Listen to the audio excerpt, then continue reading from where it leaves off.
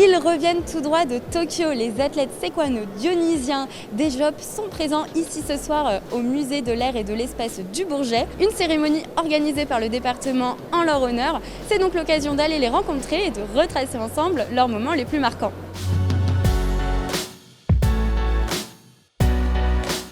Alors Anita, qu'est-ce qui vous a le plus surprise lors de votre arrivée à Tokyo ? Qu'est-ce qui m'a le plus surprise, c'est l'accueil. Quand on arrive à Nishikatsura, c'était notre stage terminal avant les Jeux. Et franchement, on est arrivé à 2h30 du matin et il y avait tous les Japonais avec des drapeaux, allez la France. La grandeur du village, tout était énorme. Un self énorme, des bâtiments énormes, des gens super grands. Moi qui suis grande, je me disais, ah ouais, mais en fait, je suis petite, je fais... Quand on est arrivé dans les chambres et qu'on a découvert les lits en carton, ça nous a bien fait rire. C'était quoi votre meilleur souvenir ? Le moment de la Marseillaise.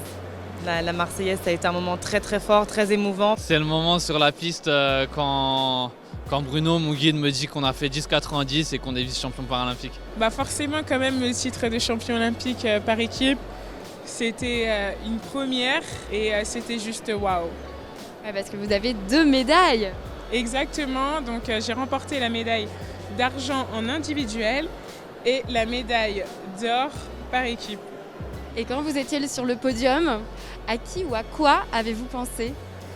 Quand je suis arrivée sur le podium, je me suis dit, ah ouais, là, t'es vraiment médaillée olympique, meuf. J'ai pensé à mon père qui a été un très grand sportif lui aussi et qui a durant toute sa carrière cherché à décrocher ce genre de médaille et j'ai fortement pensé à lui. J'ai pensé à la première fois où j'ai fait du rugby, mes profs qui m'ont emmené faire du rugby et j'étais en train de les remercier dans ma tête. J'ai pensé à Marseillaise, j'ai chanté The Fond de la patrie. Je repense à mes parents qui passaient leur week-end à nous amener avec ma sœur à gauche à droite pour les matchs pendant leur seul moment de repos. C'est des sacrifices qu'ils ont faits et aujourd'hui ça a encore plus de sens. En route pour 2024 maintenant ?